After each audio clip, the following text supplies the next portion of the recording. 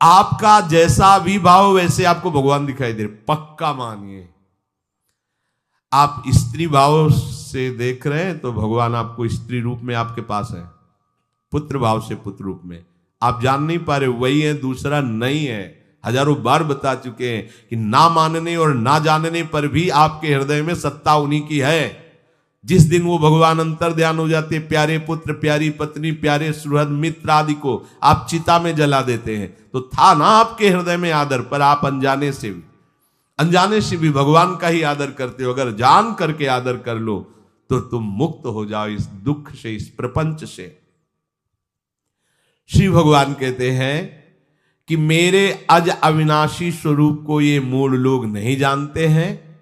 केवल वही जान सकता है जो मेरा आश्रय लेकर के मेरे को पुकारता रहता। भजन का मतलब तब पुकारना, भगवत चिंतन करना।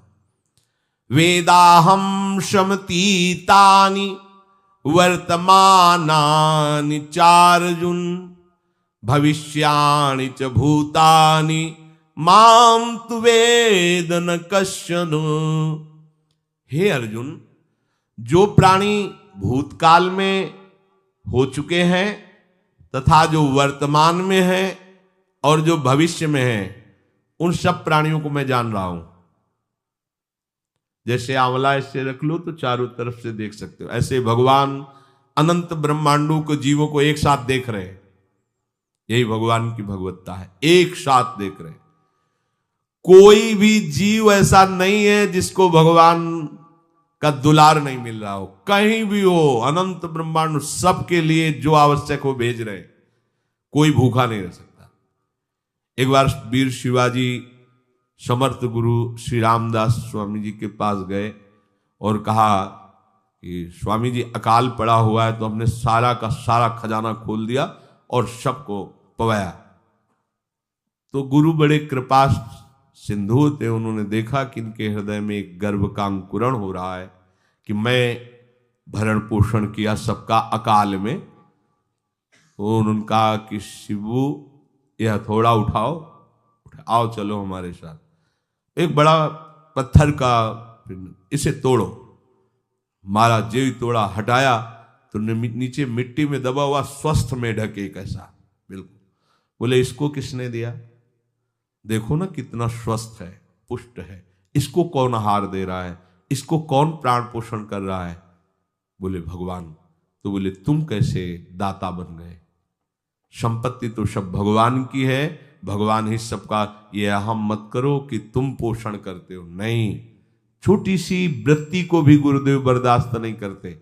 जो गुरु शरणागत होता है वो उनकी बात समझता है, अन्यथा वो अपनी मनमानी वृत्ति को ही आदर देता है, गुरु की आज्ञा वृत्ति को नहीं देता। छोटा सा भी अभिमान का कण अपने जनों में गुरुदेव को बर्दाश्त नहीं होगा, क्योंकि यही भगवत प्राप्ति में बाधा बन जाएगा। कितने जीव चराचर जगत में देखो हमारे भगवान की भगवत्ता, सबको देख रहे हैं, सबको व्यवस्था दे रहे हैं, सब कुछ देख रहे हैं। 3 प्रकार की लीला हो रही, कहीं पालन लीला, कहीं सृजन लीला, कहीं विनाश लीला। उन्हीं के द्वारा हो रही, वही देख रहे हैं, वही कर रहे हैं।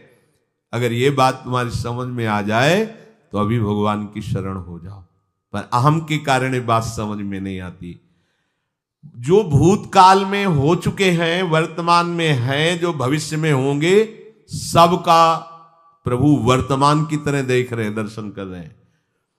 परंतु मुझे मेरे भक्त के सिवा कोई नहीं जानता है। भक्त के सिवा कश्चन, कोई भक्त बिरला, वही केवल भगवान को भगवान सबको देख रहे हैं।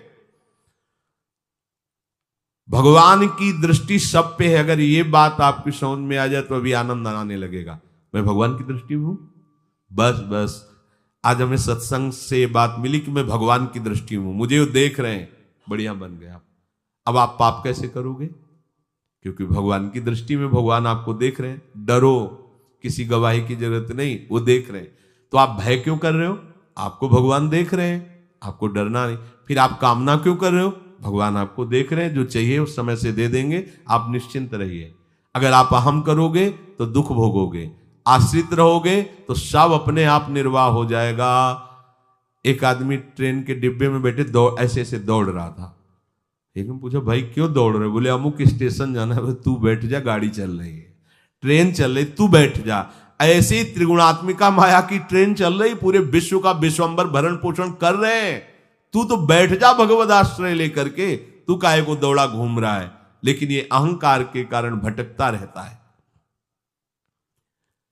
भूत, वर्तमान और भविष्य काल, ये तीन विशेषण देकर भगवान कह रहे हैं कि मैं सबको देखता रहता हूं, जो हो गए, जो हैं, जो होंगे। भूत के प्राणी, भविष्य के प्राणी अथवा वर्तमान के प्राणी सभी भगवान की दृष्टि में वर्तमान की तरह ही है।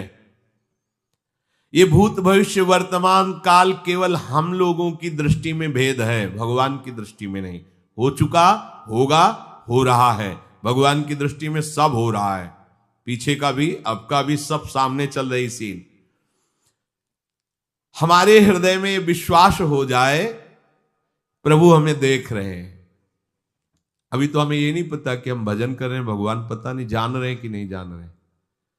अभी भक्ति में रंग आ जाए, अगर ये बात समझ में आ जाए कि प्रभु देख रहे हैं हमें।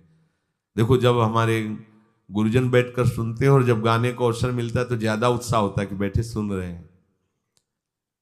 ऐसे ही अगर हम मान लें कि हमारे प्रभु सुन रहे हैं, हम जो भजन कर रहे हैं हमारे प्रभु देख रहे हैं, जो सेवा कर रहे हैं भगवान हमारे स्वीकार करें, प्रियालाल स्वीकार कर, अभी भक्ति का रंग आ जाए, ये बात हमारे हृदय में बैठ जाए कि मैं हर समय प्रभु की दृष्टि में हूं, हर समय मैं अपने आराध्य देव की दृष्टि में हूं, कितना आनंद आएगा। अंदर से सोचो जरा, हर समय वो हमें देख रहे हैं और वो कह रहे हैं मैं देख रहा हूं। पीछे जो तुम किए हो वो देख रहे हैं वर्तमान की तरह, अभी जो वो तुम देख रहे हैं, आगे जो करोगे वो भी देख रहे हैं। वो पहले से उनको सब पता है, तुम ऐसे ऐसे चलोगे, ऐसे ऐसे कार्य करोगे।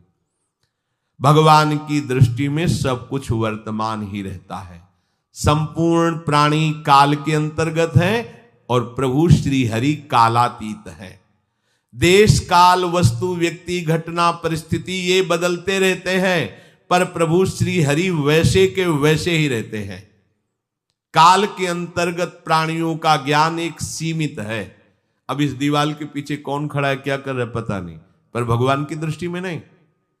भगवान की दृष्टि में सुमेरु पर्वत पर क्या हो रहा है, जहां किसी की दृष्टि, वहां भी उनको, ब्रह्मलोक में ब्रह्मा क्या कर रहे हैं, बैठे बैठे सब।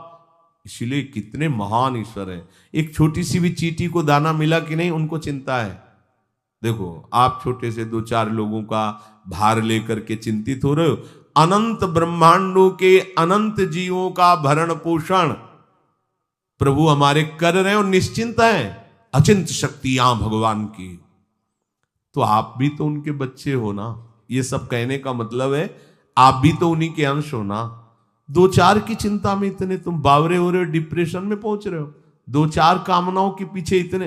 अनंत ब्रह्मांड तुम्हारा जो अंशी है, अनंत ब्रह्मांडों के अनंत जीवों का अनंत काल से भरण पोषण करता चला आ रहा है। कहीं भी किसी के साथ कुछ भी गलत नहीं हो सकता। जैसे कहते हैं कि क्या गलत हुआ, देखो ना अभी तो बच्चा था, ऐसा ऐसा हो गया, तो तुम्हारी दृष्टि में बच्चा है, पीछे तो बहुत पुराना है ना, जो कर्म करके आया उसका फल। कहीं भी गलत किसी के साथ नहीं होता, ध्यान रखना। जहां कुछ होता है, अभी हमने देखा मनो कि ये तो बहुत गंदा है, तो सीधे जा रहा था, ये आदमियों ने मिलकर इसे पीटा, अभी सीधा चल रहा, पीछा टेढ़ा चल के आया है, और जिनको पीटा है वही आके इसे पीट रहे हैं। अब हम वर्तमान को तो देख रहे हैं ना, पीछे की बात तो देख नहीं रहे ना, और भगवान पीछे की देख रहे हैं कि इसने पीछे बहुत ऐसा गलत किया, उसका हिसाब इसको मिल रहा है, इसलिए चुपचाप देखते रहते हैं। ध्यान रखना, इतना भी गलत नहीं हो सकता इस सृष्टि में। वो कैसे गलत नहीं हो रहा, अभी तो नवयुवक था, उसने कुछ ऐसा किया ही नहीं, अभी तो नई अवस्था थी, अभी तुम्हें दिखाई दे रहा है 15 वर्ष का है, लेकिन भगवान देख रहे हैं मेरा पुरातन अंश है, किस जन्म से क्या क्या करते चला आ रहा है। ये ज्ञान हो जाएगा तो किसी भी बात में आपको दुख नहीं पहुंचेगा, विक्षेप नहीं पहुंचेगा। नहीं, बड़े बड़े विक्षिप्त हो जाते। एक गौतमी नाम की महान तपस्विनी थी, महाभारत में कथा आती है, उसका एक ही पुत्र था और उसको सांप ने काट लिया। तो वहां की कुल भी उठा के लाए और कहा, देवी मां ये देखो सांप ने तुम्हारे बेटे को काट लिया। तो उनका इतनी सामर्थ्य सांप की कैसे हो गई कि मेरे बेटे को काट लिया और मेरे से भय नहीं माना। आकर्षण वृत्ति जीव ही की, सांप सामने आ गया, तूने क्यों काटा, मैं तुम्हें भस्म कर दूंगी। तो आपने कहा पहले हमारी प्रार्थना सुन लो। मेरे सर पर मृत्यु ने आकर के अपना शासन जमा लिया और कटवा दिया, मेरा कोई दोष नहीं। मृत्यु का आकर्षण किया, महान तपस्विनी भगवान व्यास देव जी ने ये लीला कथा गाई है। मृत्यु का आकर्षण किया, साक्षात मृत्यु सामने आ गई, थर थर कांपने लगी। गौतमी जी ने कहा मैं अपने तपस्या के बल से तुम्हें भस्म कर दूंगी। हमारे ऐसे निष्पाप बालक को तुमने सांप के द्वारा प्रेरित करके कटवाया। बोले मेरे ऊपर काल का शासन है, काल ने मुझे प्रेरित किया, मैंने सांप को प्रेरित किया, मेरा कोई दोष नहीं, ये काल का शासन। काल का आवाहन किया, काल उपस्थित हुआ। काल ने कहा कि मेरा इसमें कोई दोष नहीं, इस बालक के पूर्व जन्म के कर्म के द्वारा मैं प्रेरित हूं। इस बालक के कर्म से प्रेरित होकर मैंने मृत्यु को प्रेरणा की, मृत्यु ने सांप को प्रेरणा की और इसने डस लिया। अब आप बताओ किसका दोष है? शांत हो गई, क्योंकि इस बालक के ही तो कौन काहू के सुख दुख कर दाता, निज कृत कर्म भोग सुन भ्राता। कोई किसी के सुख दुख का हेतु नहीं है, अपने कर्म ही है जो हमको दुख सुख देते हैं। और ये भगवान देख रहे हैं। कोई जैसे आपको अभी मनुष्य शरीर मिला, स्वतंत्रता है, अब आप जो पापाचरण चाहो छूट है कर सकते हो, या जो पुण्य कर्म चाहो कर सकते, या भजन करना चाहो कर सकते हो। ये स्वतंत्रता केवल मनुष्य शरीर को दी गई है। आपको जो पूर्व भोग मिल रहे हैं वो आपके पीछे के कर्मों के हैं। तो जो ज्ञानी जन होते हैं, विवेकी जन होते हैं, आए हुए प्रारब्ध को भोग लेते हैं, नया कोई पाप नहीं करते, निरंतर भजन करते रहते, भगवान की कृपा से मुक्त हो जाते। अगर भगवान की शरण में नहीं होगे, भजन नहीं करोगे, तो आपके ऊपर बहुत से ऋण है, दुर्गति हो जाएगी। ऐसा नहीं है। आप यहां भी तो देखो ना, आपके मकान, आपका व्यापार, सब कुछ आपका कहा जाता है, लेकिन सब कुछ सरकार का है। हर चीज का टैक्स देना पड़ेगा तुम्हें, पानी का भी टैक्स देना पड़ेगा, मकान का भी टैक्स देना पड़ेगा, और तुम भी जो करोगे वो पैसा दो सरकार को। टैक्स तुम ऐसे फ्री थोड़ी जा नहीं होता, देना पड़ता है ना। आप मान लो नौकरी कर रहे हो कि हमारी नौकरी करे, तो उसमें सरकारी टैक्स कटेगा आपका, क्योंकि आप सरकारी आदमी हो, भारत देश के वासी हो। ऐसे ही ये टैक्स लगे हुए हैं सरकारी भी, मातृ ऋण, पितृ ऋण, ऋषि ऋण, ये टैक्स है। ऐसा नहीं कि तुम कमाओ खाओ और इसके बाद मर के जाओ स्वर्ग मिलेगा। टैक्स चुकाओ। ये मनुष्य शरीर मिला, इन ऋणों से मुक्त हो। अगर नहीं हुए तो भी तुम्हें दुर्गति होगी। आप देखो, जब कभी ऐसी सूचना मिलती कि अमुक आदमी का अमुक धन पकड़ा गया, तो इनाम दिया जाता है क्या कि इतना कमा लिया? सजा दी जाती है, तुमने टैक्स की चोरी की। अगर चोरी नहीं की, मेहनत से कमाया या व्यापार से कमाया, दिया नहीं सरकार को, हाँ दिया नहीं, इसीलिए तुम्हें टैक्स की चोरी का दंड मिलेगा, सारा धन अपहृत हो जाएगा, तुम्हारी निंदा होगी, तुम्हें सजा मिलेगी। बोलो मिलती है नहीं? ऐसे ही ये लड़का, बच्चा, पत्नी, पुत्र, परिवार जो भी है, ये सब श्री भगवान का तुम्हें टैक्स देना है। क्या टैक्स देना है? भगवान की शरण होकर उनका सुमिरन करो, सारे ऋणों से वो मुक्त कर देंगे। एकादश स्कंद में कहा है, मेरा भजन करने वाले का कोई ऋण नहीं रह जाता। और नहीं तो महाभारत में ही प्रसंग आता है, एक जरत कारु नाम के ब्रह्म ऋषि थे। ऋषि और भक्त में बड़ा अंतर होता है। वो तपस्या प्रधान, जैसे दुर्वासा ऋषि तपस्या प्रधान थे, वो बाल ब्रह्मचारी और तपस्या से युक्त एक दिन भ्रमण कर रहे थे, तो आवाज आई, मेरी रक्षा करो, मेरी रक्षा करो। तो उस आवाज की तरफ बढ़े तो देखा कुएं में उल्टा लटके हुए हैं बहुत से ऋषि, और एक केवल तंतु है, एक केवल तंतु है जिसमें दो चूहे लगे हुए उसको भी काट रहे हैं, एक काला और एक श्वेत। तो उन्होंने देखा और दयालु हो गए कि ऋषियों, मैं तुम्हारी कैसे रक्षा कर सकता हूं? तो उन्होंने कहा कि ये जो दो चूहे हैं रात और दिन हैं, और जो हम लोग हैं ये तुम्हारे पितर हैं। ये चूहे तुम्हारी आयु को काट रहे हैं, एक तंतु हमारे कुल में केवल तुम ही हो, और तुमने तपस्या की ठान ली, ब्याह किया नहीं, गृहस्थ धर्म में गए नहीं, पुत्र हुआ नहीं, तो तपस्या में, भक्ति में एक दम है कि सब ऋणों से मुक्त कर देगी। ये बात ध्यान रखना, तपस्वी अलग है, भक्त अलग। इसलिए पीछे चर्चा आई थी कि तपस्वियों से भी अधिक, ज्ञानियों से भी अधिक, कर्मकांडियों से भी अधिक वो मेरा भक्त योगी होता है। तुमने तो ब्याह किया नहीं, तो अब ये तंतु रात दिन तुम्हारे जीवन को काट रहे, जहां तुम खत्म हुए हम सब नरक में गिर जाएंगे। पितरों ने कहा तुम पितर ऋण से युक्त हो, मुक्त तभी होगे जब ऐसा करो। वो दृश्य खत्म, अंतर ध्यान हो गया। वो बड़े दुखी हुए कि क्या करें। तो उन्होंने मन में निश्चय किया कि एक ब्याह तो करूंगा पितरों के उद्धार के लिए। इतने बड़े तपस्वी हैं जरत्कारु जी, बड़ी महिमा है, लेकिन बात यहां फंस गई। पितृ, उन्होंने मन में निश्चय किया कि कोई आके अपनी कन्या दे दे और उसका भी नाम जरत्कारु हो। मैं बिल्कुल भरण पोषण नहीं करूंगा और कभी हमसे कोई प्रश्न ना करे। ऐसी अगर कोई कन्या देगा तो मैं स्वीकार कर लूंगा।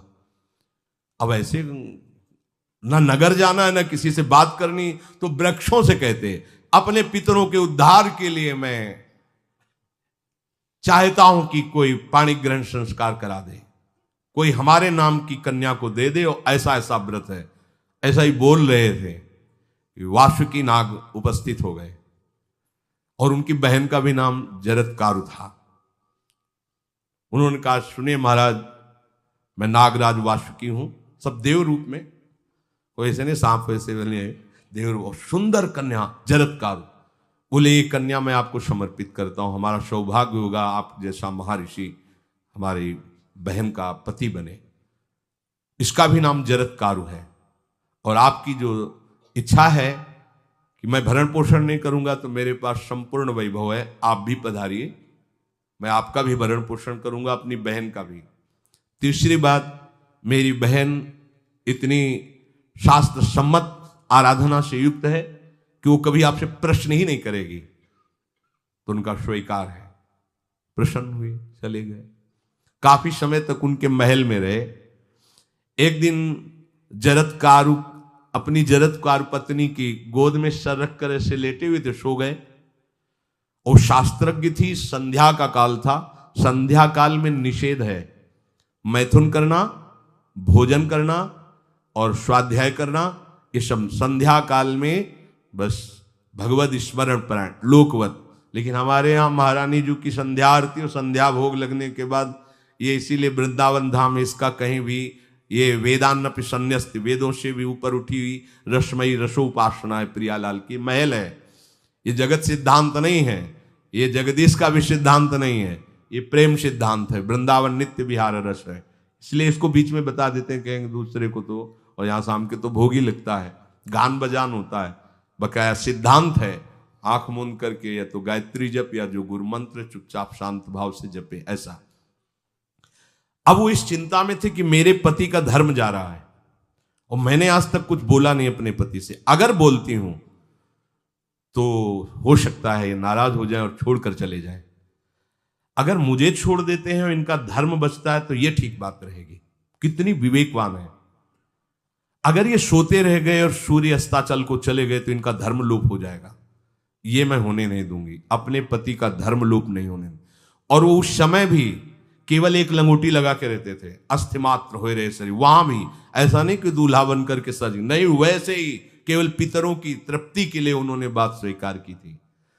उन्होंने कहा महाराज उठिए, संध्या का समय है, शास्त्र निषेध करता है इस समय सोना नहीं चाहिए, नहीं आपके धर्म का लोप हो जाएगा।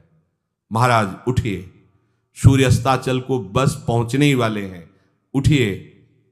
उठे एकदम लाल आंख करते हुए, तुमने हमें टोका कैसे, तुमने हमसे प्रश्न कैसे कर दिया, मैं अभी तुम्हारा त्याग करता हूं। बोले स्वीकार है, आपके धर्म का लोप ना हो। कहीं सूर्य अस्ताचल को चले गए, आपने अर्घ नहीं दिया तो जीवन भर की आपकी उपासना में कलंक लग जाएगा कि आपने संध्या काल में शयन करते हुए सूर्य आराधना नहीं की, आपके धर्म का लोप हो जाए। बड़ा सूक्ष्म धर्म का विषय। तो उनका सूर्य की ताकत कैसे कि मैं सोता रहूं और वो अस्ताचल को चले जाए, ऐसे महात्मा थे।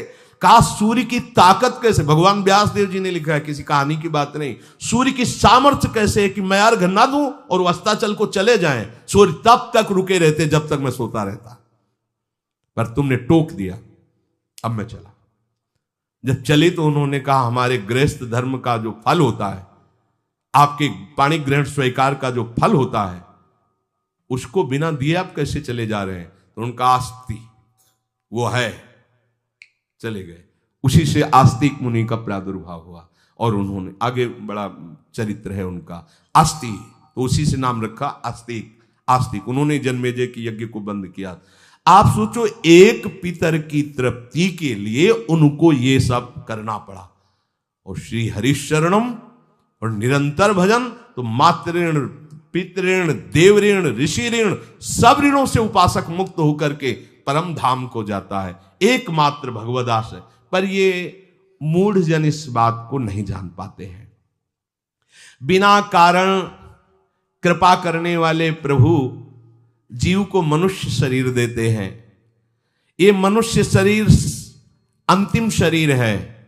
अगर इसमें नहीं बना तो फिर चले जाओगे 84 लाख योनियों के चक्र में। इसी शरीर में अनंत जन्मों के संचित कर्म समुदाय का नाश करके भगवत प्राप्ति होती है या मोक्ष पद मिलता है। कौन सा प्राणी किस गति को जाएगा भगवान देखते हैं पर संकल्प नहीं करते। ध्यान रखना, क्योंकि आगे की भी देख रहे हैं, वो देख रहे हैं। अब जो तुम कर रहे हो वैसे गति बनती चली जाएगी। भगवान संकल्प नहीं करते। भगवान तो एक बार संकल्प कर दिया, एको हम बहुश्यामा, उसी में बहुत रूपों में प्रकट हो गए। अब तुम्हें संकल्प करना है कि इस जन्म में मुझे भगवत प्राप्ति करनी है। जो संत शास्त्र सदगुरुदेव कह रहे हैं ऐसा करो ऐसा ना करो, यदि आप इस भावना को स्वीकार करके आराधना करेंगे तो निश्चित निश्चित भगवत प्राप्ति इसी जन्म में हो जाएगी।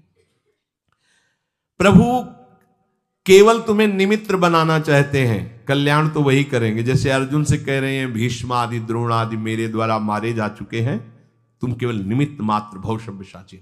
ऐसे ही अय उपासक तू केवल निमित्त बन जा। जो शास्त्र सदगुरुदेव आज्ञा करते हैं वैसे ही तू चल दे अपने मन को मार के। केवल तू निमित्त बन जा।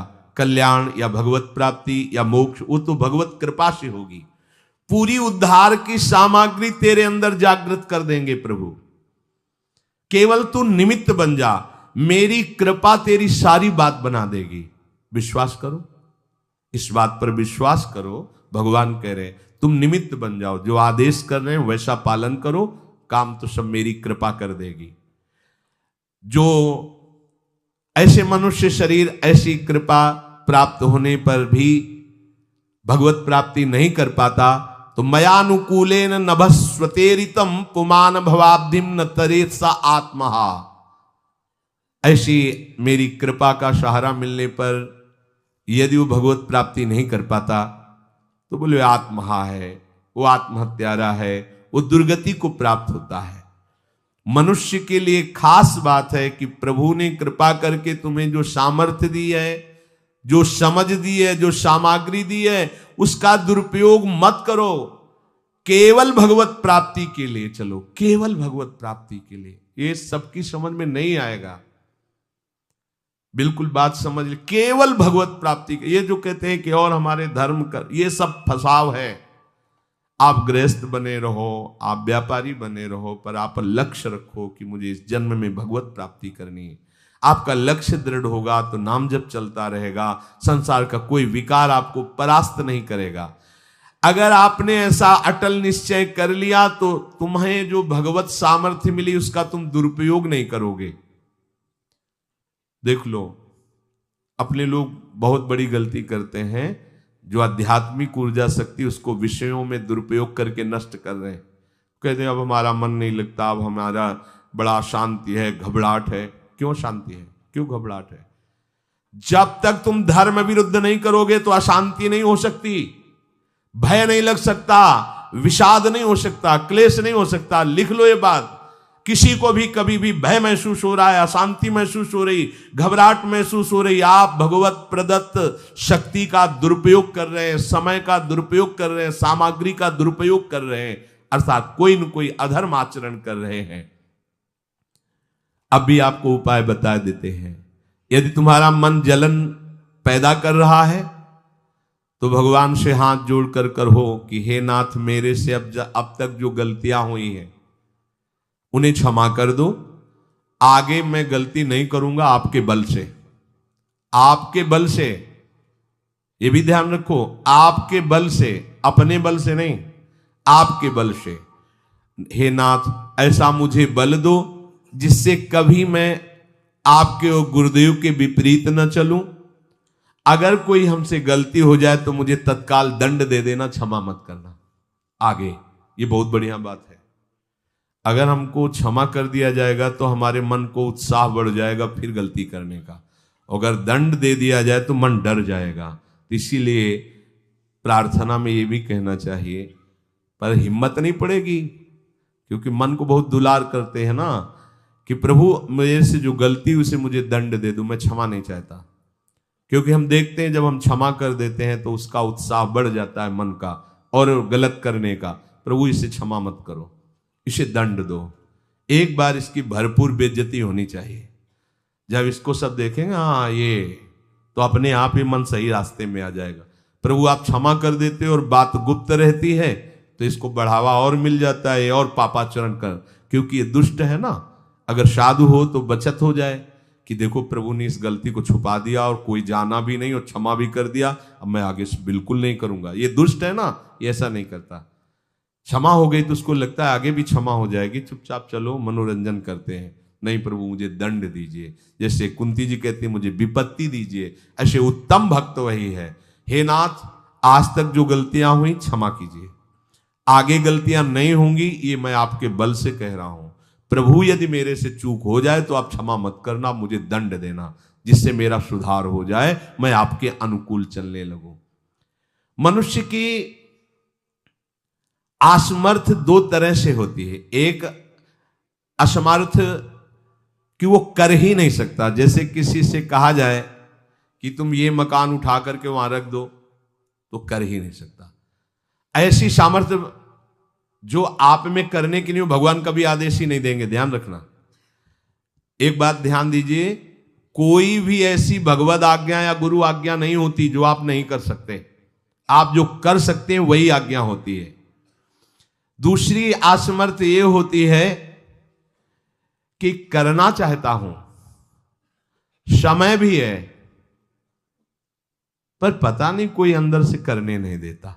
भजन करना चाहता हूं, ब्रह्मचर्य से रहना चाहता हूं, और अनुकूल कृपा भी है, सत्संग मिल रहा है, धाम वास सब, पर कोई हमारे ऊपर सवार हो जाता है और हमसे ऐसा करवा लेता है। यह है प्रमाद, यह है मूढ़ता। यह साधक को नष्ट कर देती है। दो प्रकार की असमर्थता की बात हुई। एक ये कि भाई हम असमर्थ हैं, कहा गया कि इस मकान को वहां उठा के रख दो, नहीं रख सकते, तो ऐसा आदेश ही भगवान और गुरुदेव का होता नहीं होगा। और अगर आदेश हो गया है तो आप उठा के देख लेना, आप उठा लोगे। अगर आपको यह ध्यान रहा कि गुरुदेव की आज्ञा है, हरि की आज्ञा है, हो जाएगा। हम कई बार आपको कहा है, अंगद को ऐसे मसल दें, ऐसे वीर थे रावण की सभा में, पर राम प्रताप सुमिरपन रोपा। इस सभा में कोई बड़ा वीर हो, मेरा पैर उठा दे, राम जी सीता जी हार जाएंगे, वापस चले जाएंगे। ये बात थर्रा देने वाली बात है। घबरा आराध्य देव और माता जानकी दोनों को दांव में लगा दिया, उठा दे कोई पैर, पर उनको भरोसा था कि मैं राम के बल पे कह रहा हूं। राम बल आकर के विराजमान हो गया, कोई नहीं उठा पाया। आखिरी में रावण झुका, मेरे झुकने से, मेरे सामने झुकने से तेरी बात नहीं, तो जो बार बार जिनको मनुष्य कह रहा है उनके चरणों में जा, मैं उनका एक तुच्छ दास हूं। यदि आदेश हो जाए तो घूंसा से सबको मार करके तेरी पत्नियों को बंदी बनाकर और तुझे अभी राम जी के सामने डाल दूं। ये अंगद नहीं बोल रहे थे, ये राम प्रताप बोल रहा था। ऐसे ही यदि आपको आदेश कोई शास्त्र का या गुरु का है तो आप अक्षरशः समझ लीजिए उसमें उनका बल भी है, पर हम लोग उस बल का तिरस्कार कर देते हैं। थोड़ी सी मन की डालकर उसको हल्का किया तो वो बल वापस हो गया। सीधे जो बात मानी जाती है उसमें उनकी कृपा शक्ति होती है, और जो अपनी मन की लगा की जाती है वो साधन होता है। कृपा शक्ति और साधन में अंतर होता है। तो जो हम कर सकते हैं, आदेश है, हम करना भी चाहते हैं और नहीं करते हैं, इसका हमारे अंदर प्रमाद का राज्य है। प्रमाद। लोग कहते हैं कि पता नहीं कोई हमारे दिमाग में आके कर जाता है। हाँ, भूत आता है, भूत। अब ऐसे लोगों को बावरा कहते हैं। अब इनको ऐसी जगह पहुंच जाए जहां सही निर्णय नहीं होता, और ये कर देना वो कर देंगे। उनको लगता है कोई है, बोले है, ऊपरी चक्कर है, अल्ले ऊपरी चक्कर हो, घूम रहे हो पागल बने, ऊपरी चक्कर कुछ नहीं, ऊपरी चक्कर नहीं, भीतरी चक्कर है। ये भीतर का तुम्हारा वासनात्मक प्रपंच ही तुम्हें नचा रहा है। विवेक का जागरण करो। किसी की अरे प्यारे तुम हरि के अंश हो। स्मशान में रात्रियां व्यतीत हुई, स्मशान में गंगा के किनारे भूतों के बीच में, कोई भी नहीं, कुछ नहीं।